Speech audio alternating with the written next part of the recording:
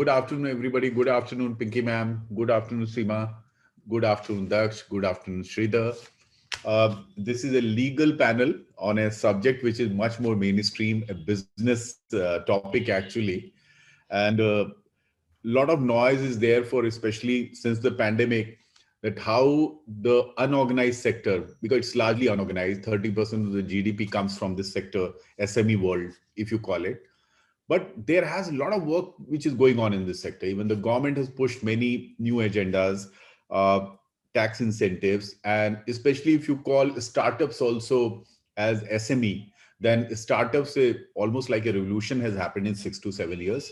So this is a very good space to look at, quite a thankless space to say.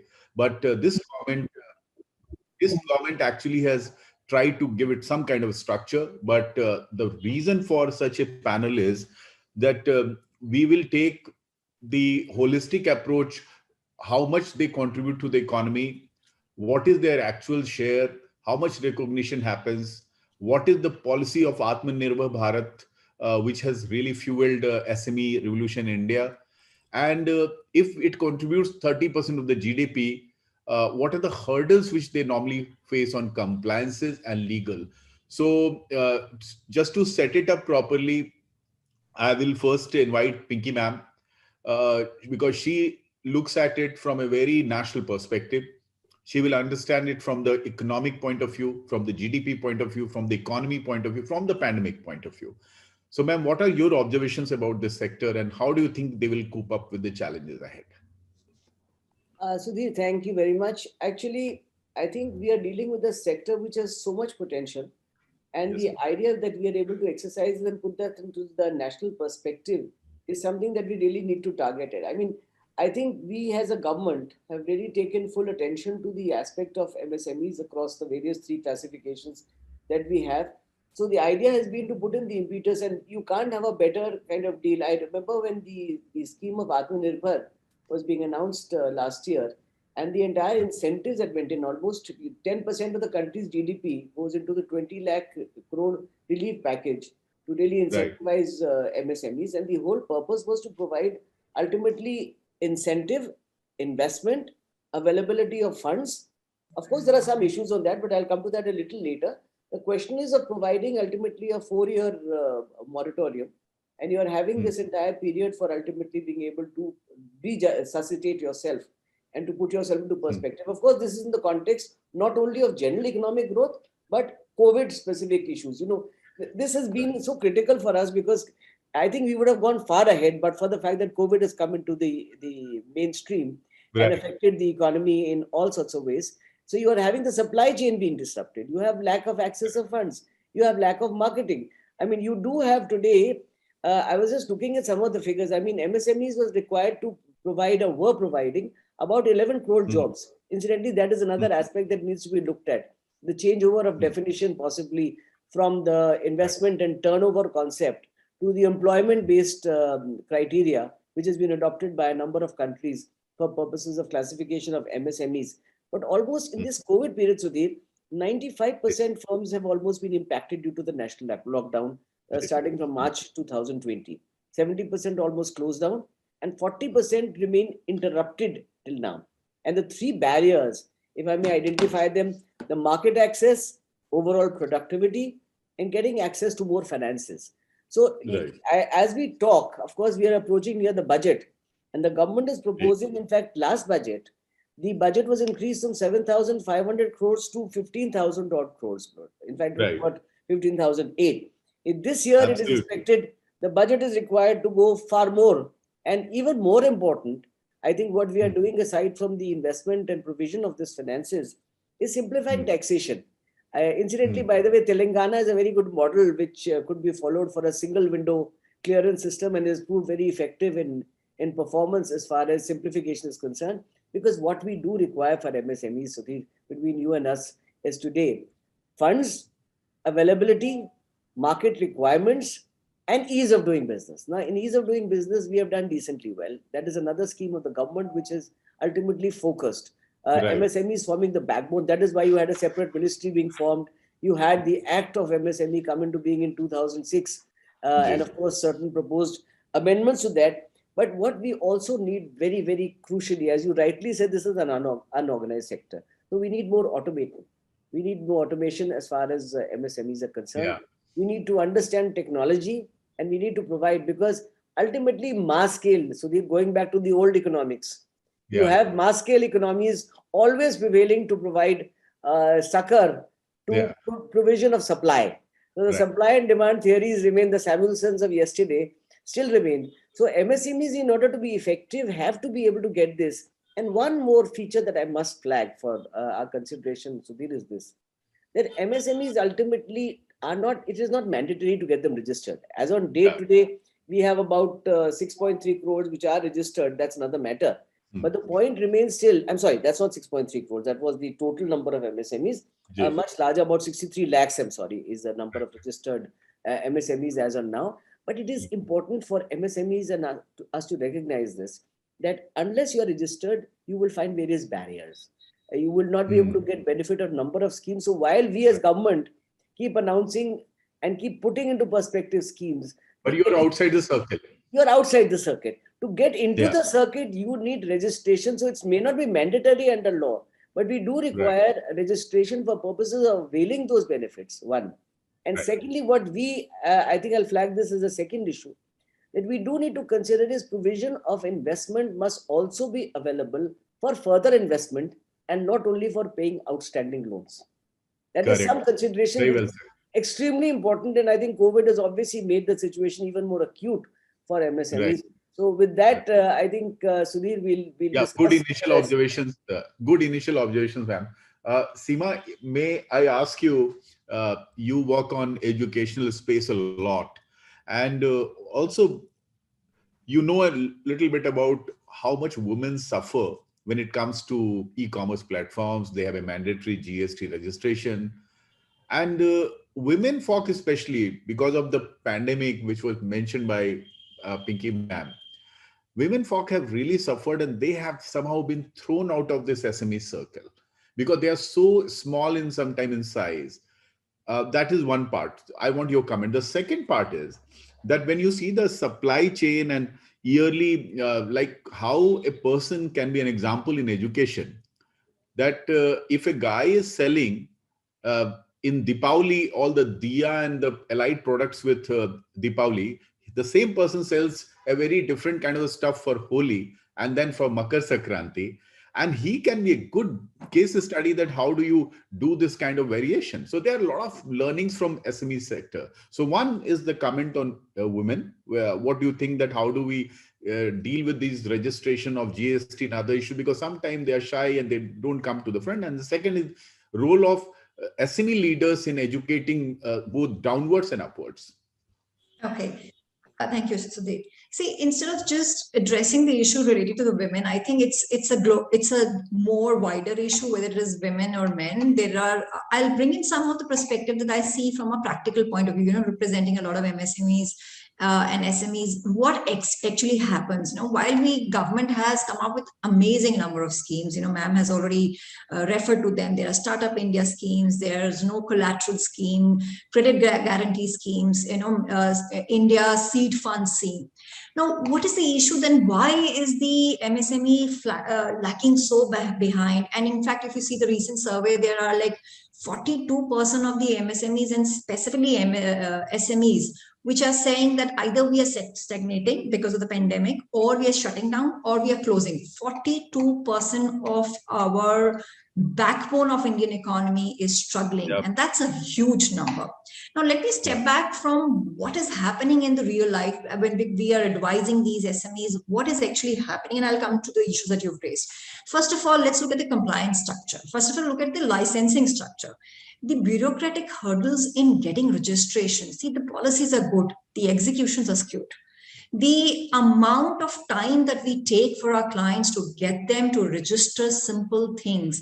A small resort, I'll give you an example now. A small resort of 10-room guest house or resort needs 45 to 50 licenses, permits, no objections from the state government, depending on the jurisdiction that you may. It may vary to 40 or 50, or it could be even go to 68. I have seen one jurisdiction.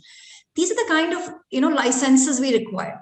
Moment you bring government, Moment you bring licenses, there are bureaucratic delays, there is corruption, there is a lot of things that go into delaying the approval process. Now, let's take an example of education. Now, education, the highly intensified, regulated sector. To set up a school or to set up even a primary school, you need NOCs from the state government, you need NOCs from the central government, you need fire NOCs, you need anti-pollution NOCs, you need permits. If there's a lift in the school, you need lift permits. Coming to the whole package of setting up the school is a 2-year gestation. Now, this is the kind of capital that we are requiring to set up any institution. And now look at the second issue. The second issue is compliances. Once you have gone through the hassle of going through the registration for setting up small businesses, I'm not talking about large enterprises or large businesses, small enterprises I'm looking at. And if you have 15 to 20 licenses, you're done with. And then the compliances. Now, if there is no difference with vis-a-vis a small startup, a small SME and a big medium enterprise in terms of compliances, whether it is GST, whether it is income tax compliances, whether it is company law compliances, they're all exactly the same. Now, even a small enterprise or a micro enterprise is now trying to set itself up on the feet. He doesn't have legal expert. He doesn't have LexCounsels and MAMs. They do not even have funds to set up it in a proper way. The kind of not compliances, even auditors. Exactly, and the compliances. No, so therefore, what we need right now is, are these compliance? Some compliances are mandatory. I understand fire compliances. I understand some of the hospital compliances. But do they? All the compliances need to be? Should I grapple all the time as an SME with the compliances? Third most important issue, funding. Now, loans are great, but most SMEs don't want debt in the starting of their careers. Yeah. They do not want loans. What they're looking at is as incubation funds. They're looking at seed funds. They're looking at VC funds. Where are they? Because most of the thousands of pitches that are made in the VC space, because we work a lot in the VC space and the incubation space, 99% get rejected. So where are these funding funds coming? Now, there is a Startup India Seed Fund that the government of India has come up with. Is the accessibility easy? Is the ability to reach out that fund easy? Absolutely not. The ground reality, you have amazing schemes, but the ground reality is whether it is women or it is men, any enterprise finds it's the biggest. In 2021, I think there was a survey done by a large agency, and I think 21% or 25% of them over the spectrum said finding funding is the biggest challenge. Biggest challenge. One point I want to, Seema, just to clarify, if you want to clarify. So the government keeps on saying, and Pinky ma'am is here, she understands how the government works and how much they have done. She was the additional Solicitor General. She has represented them in the government last 6-7 years. Tell me one thing, that so many times the industry and the business bodies have given the representation to the government. Why we can't, like you said, they are compulsory licensing. We can still understand that they have to be there. Rest all, do you think the only answer is the automation then? That it has to be automated some manner so that they don't have to run from pillar to post? I think automation, I think we have to take Babu, I'm sorry for using that word, Babu interventions. Wherever there is an intervention of a government, Babu, to give the licenses, there is delay. There is a tremendous amount of pain out there. I understood. So thank you. Good initial observation, Seema. You really dissected it very nicely. Sridhar, I'll come to you. So both Pinky ma'am and Seema have said a lot about how much technology will play a part and how much these paperwork has to get reduced, how much these Babu thing will be troubling, despite Prime Minister personally looking after and really trying. Therefore, yesterday he did on Startup Day, he said that the number of clearances which you require has come down to this number. So he's following that. He's regularly mentioning that. So you are a big supporter of technology. You keep on talking about, as you have represented SMEs in the Supreme Court. What is your blueprint of this technology thing? Sudhir, what I would say here is, taking cue from my previous speaker, Ms. Seema, I think we should stop looking at things from a gender binary perspective at all, because the SME sector is of future. We are in 2022. We should grow out of this binaries of women and men, because both have similar challenges, both have similar opportunities. So I think I really appreciate her for making it very clear at the outset. Now, taking it forward, I mean, talking from the IT sector perspective, I would like to focus on that space because automation seems to be the solution for most of these bureaucratic delays. Now, and as a policy, the government is very clear in cutting down the red tape, which in turn leads to corruption. So the faceless assessment process, the income tax has actually now put that into play in a way that you would not know where your income tax return is getting assessed. So as a corollary, the chances of an inspector walking up to you and say, "आपका assessment मैं कर रहा हूँ, आपको मेरे को ये करना है." So that hints, etc., is lost because you don't know where it is going, and he wouldn't know the SSE. So therefore, automation has actually resolved that issue as far as corruption, and then expediting the process. Like all of us would have experienced as income tax payers that the refunds now happen automatically. We don't really have to follow with our chartered accountants regarding our refunds. So similarly, when it comes to compliances, I think we need to have a robust system. Like India has actually shown the way with its Arogya Setu app or the CoWIN app during the pandemic as to how automation can actually strengthen the public network of information flow and also keep it secure.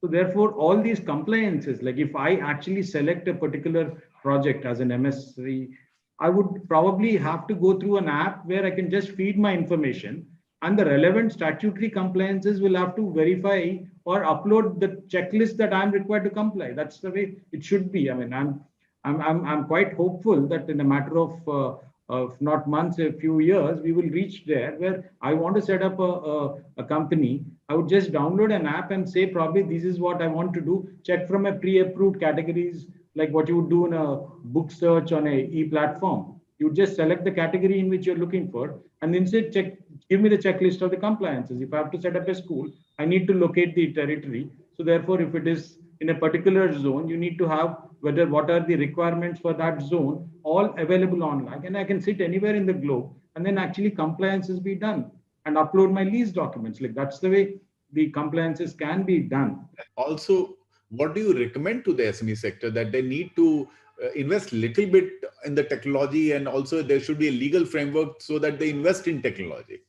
See, what is happening now is that we have reached a stage where everything is working on digital platforms. I mean, you're selling everything on a e-platform. So most of these SME players are actually good at what their skills are for. I mean, if you're a manufacturer, if you're an artisan, is a craftsman. Now, unfortunately, they are able to log into certain or subscribe or register with certain e-platforms. Now, but back end, are they actually taking care of the their IT security features? Now, that's where probably we need a government intervention beforehand, before the cyber attacks and cyber crimes actually take over them and then finish them. In addition to the challenges that they are facing already on fronts, etc. Now look at a small MSE whose accounts get scammed or they get probably phished. Now they need to be made a cyber security kind of an environment, which is a mandatory thing for anyone who wants to do business on digital platforms. I mean, like we've moved IT completely, the income tax has completely made it paperless. So the returns have to be in a certain plan and have to be uploaded. So similarly, that needs to be introduced where the government, like it can use its powers under the Bureau of Indian Standards 2016 and standardize the cyber security protocols. Like as an individual, I would not know which one to buy because the market has multiple products. I might actually buy up something which is good for 1,000 employee organization. Me as a 10 employee organization, why should I get lost or invest more money on that? So therefore, a standardization of protocols with reference to the volume of transactions that I do online. Yes. So that, and then the kind of interaction that I have should set up a standardized regulatory mechanism where I need to have a certain security features inbuilt. Only then I'm enabled or I'm authorized to work. Like you need an environmental clearance. So you need to have a cyber security clearance, like you would like have a fire safety clearance for a building. So I think that's something which needs to be brought in. No, I understood. So I just want to tell you that Vietnam and Bangladesh, one reason why their economy has become resilient in last, even in the pandemic, Bangladesh's economy has been being talked about. So they learned a very valuable lesson when they had a labor issue, that most of the European buyers stopped buying from there 10, 12 years back. and they have done a robust IT infrastructure for their SME sector, because they are in direct selling with Europe and other places, and they are Compliance of the labor doing very laws. well as a SME sector. Daksh, I'll come to you and I will ask you that this SME sector has a lot of legal issues, and Seema and both Pinky ma'am both have said that look, they don't have the bandwidth to deal with legal issues or to fight them the way a large corporate giant does.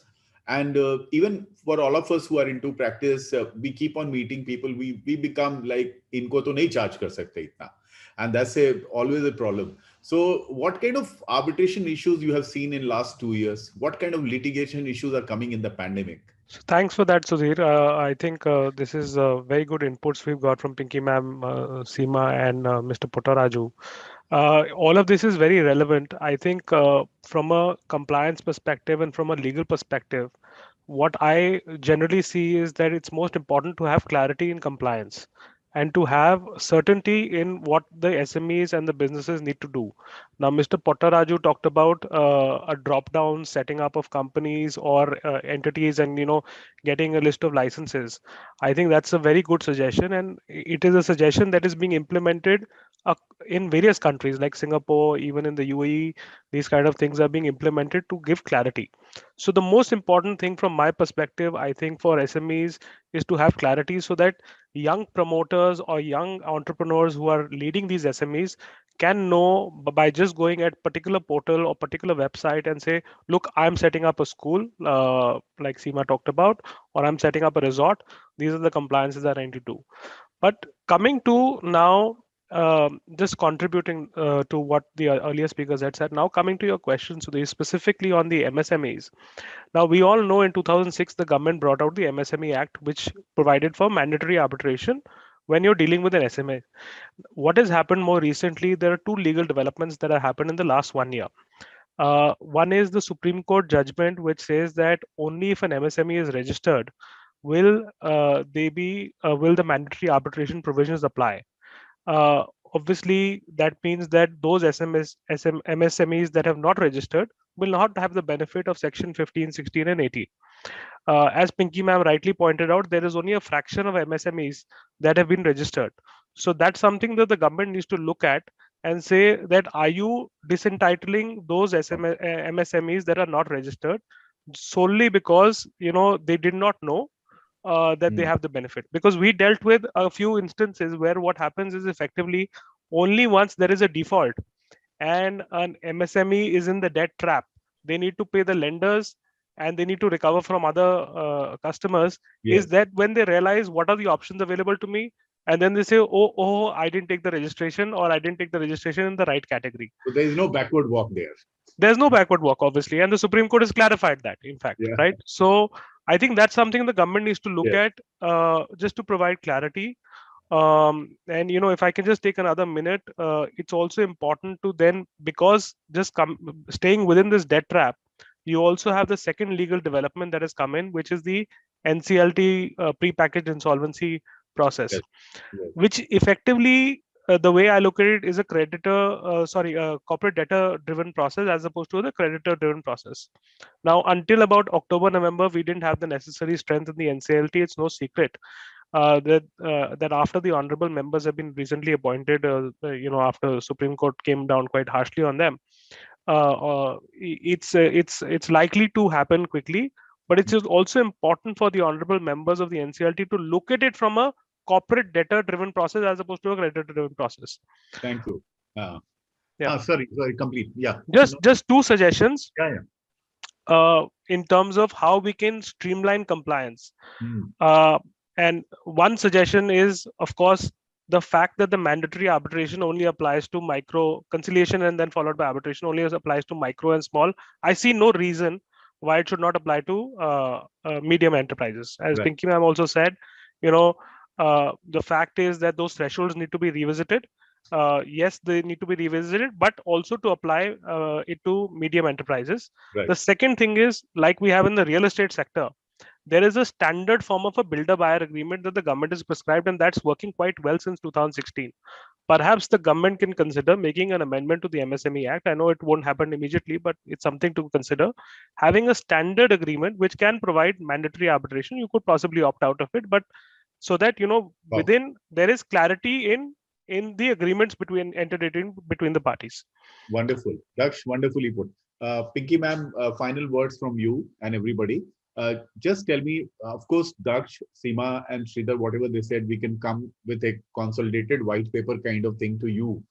In fact, you can give it to the right people that why don't you use these things for further improving the performance of the SME sector. But what is your wish list now? What do you expect from the SME sector and from the government? See, I like this wish list. My wish list is that the MSEs should be able to perform as much as they are capable of performing and to boost the economy, considering, I mean, even the Atmanirbhar scheme was 10% of GDP that was given as a package for purposes. So you can see the kind of input that it can give. It almost does about 50% of exports. So, I mean, the situation that we are unable to deliver to the extent is something which is a hapless way, because ultimately it is this sector which is capable of generating employment, of market, of finances, of revenue, and therefore of taking the economy forward. So the first wish list is that MSMEs should have the capacity and the ability and all the necessary provisions, whether it is self-certification or automation or technology or funding, that they're able to perform as much as they are capable of performing. The second is, I definitely agree with all the speakers' statements to say that simplification is the order of the day. That's why I mentioned the Telangana model. Yes. And the Telangana model, for example, you even have provision of self-certification in addition to single window clearance, which has proved to be extremely beneficial for the MSMEs. So I think that is the second one.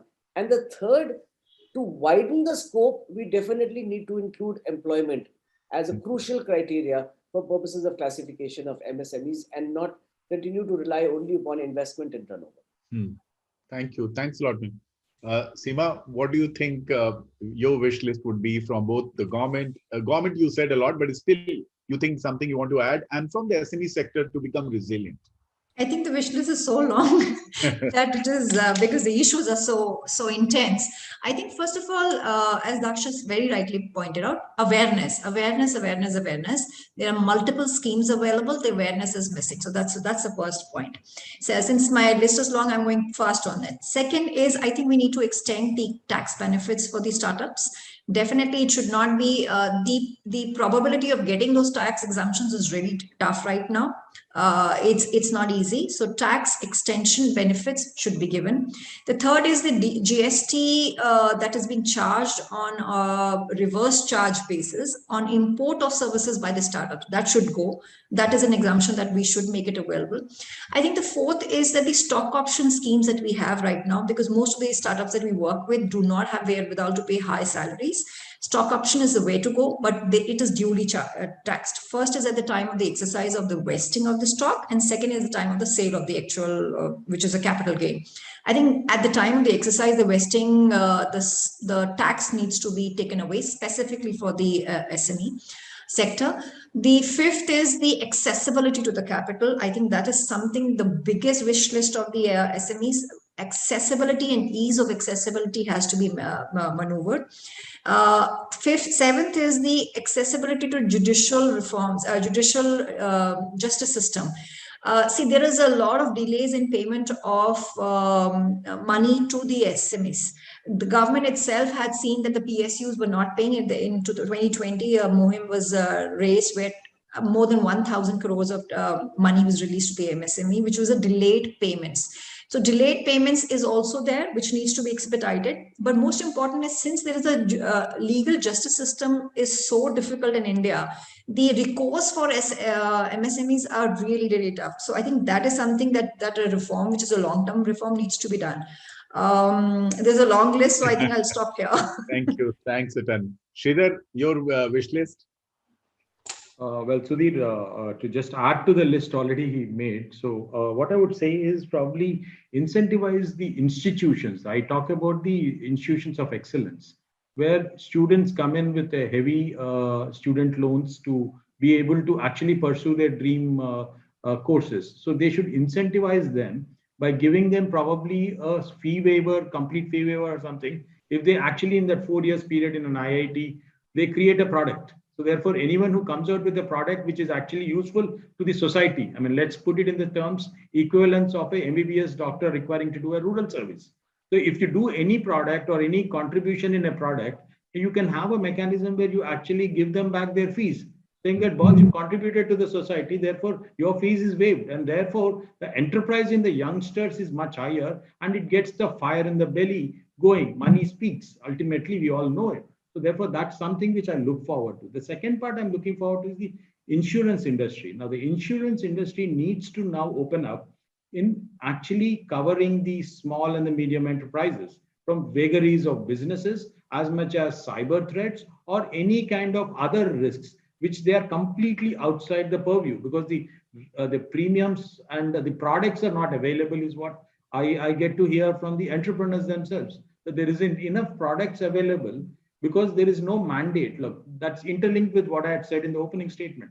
See, if you make certain cybersecurity protocols mandatory, and say that if you follow these protocols, it will be easier for the insurance industry to make a tailor-made product for someone who's it will be attractive for them. Yeah, because the insurance company knows that at least itna to insurance risk is there because he's taking certain protocols. Like you need to do a disclosure on your health when you do a health insurance, or they do a health checkup before they give you a product. So similarly, for an MSME, if you have a protocol of cybersecurity, then you can actually say that all those who do this, probably the insurance industry can volunteer. No, I think it's time that we stop looking at the government. The government can be an enabler. We always are a society of skills. We're a skill-based society and civilization. So we have people who are known by their professions as their surnames, both in India and abroad. So therefore, we shouldn't forget that essential quality of a human being, that it is his skills which will come to the fore. So we need to nurture skills and then stop making people get certificate which will make them stand outside an employment exchange. Yes. I think instead of that, we should have a opportunity exchange where you can come out when there are problem statements made, where you actually come and try to give solutions. And therefore, you instead become a job provider instead of a job seeker. And that will give you employment as much. Okay, thanks, Sri. Daksh, your final word? Yes, so two suggestions, though I gave some suggestions in the initial round, but two suggestions which are sort of interconnected, which are important for the government to take note of. The first is we need to ensure that the SMEs do not get stuck in the debt trap. And that is, make sure that the recoveries are made from the customers, because there might be short timelines for payments. And then thereafter, if there is any entity which is facing a trouble, then they go to the NCLT and they get recourse. The second connected point is effective implementation of each of these. Now, what we've seen in the last 1.5 years or 2 years is that the conciliation processes and the arbitration processes which are prescribed under the MSME Act have not gone ahead as effectively as it should have because of disruption due to the pandemic. So it's important to maybe use virtual hearings there effectively over a period of time so that it's also more cost effective. Look at suggestions how to implement it and make sure it's a success for effectively ensuring that the MSMEs don't get stuck in the debt trap. Okay, thank you. So thanks a lot, everybody. I think we did a great panel right on time in 30 minutes, which we were given. I believe Devika will combine all the inputs and an article can be written, and maybe we can create our own recommendation letter, which we'll submit to, of course, Pinky ma'am, and also send it to others who can take it forward. So thanks a lot for this afternoon session. Thank you, everybody.